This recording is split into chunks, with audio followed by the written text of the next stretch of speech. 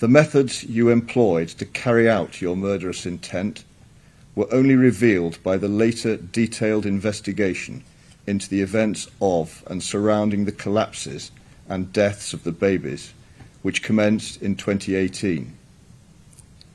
There was premeditation, calculation, and cunning in your actions. As the number of unexpected and unexplained collapses and deaths escalated, senior doctors started to think the unthinkable and consider the possibility that someone was, in fact, deliberately harming the babies, and you were identified as the common factor. You had a detached enthusiasm for the resuscitations and what followed.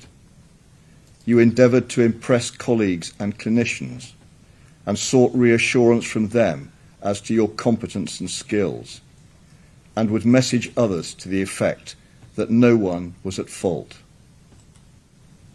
Over a period of just under 13 months, you killed 7 fragile babies and attempted to kill 6 others. Some of your victims were only a day or a few days old. All were extremely vulnerable. They were in a hospital where others were striving to provide them with dedicated medical and nursing care. By their nature and number, such murders and attempted murders by a neonatal nurse entrusted to care for them are offences of very exceptional seriousness. The damaging impact of your actions on others working at that hospital, including those who numbered you as a friend, betraying their trust and creating upset and suspicion, as well as eroding confidence in clinicians and nurses generally, aggravates their seriousness.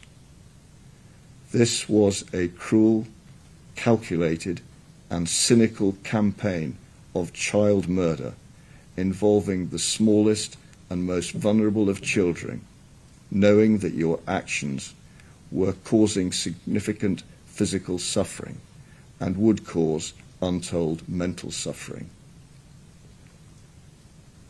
You created situations so that collapses or causes of collapses would not be obvious or associated with you. You removed and retained confidential records of events relating to your crimes and checked up on bereaved parents.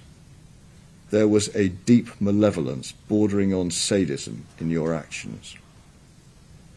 During the course of this trial, you have coldly denied any responsibility for your wrongdoing and sought to attribute some fault to others.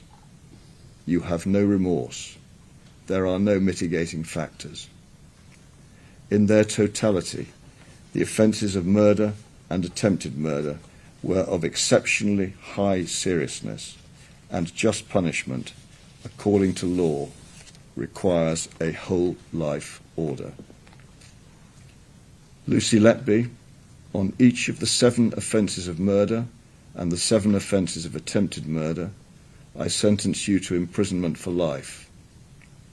Because the seriousness of your offences is exceptionally high, I direct that the early release provisions do not apply. The order of the court, therefore, is a whole life order on each and every offence, and you will spend the rest of your life in prison.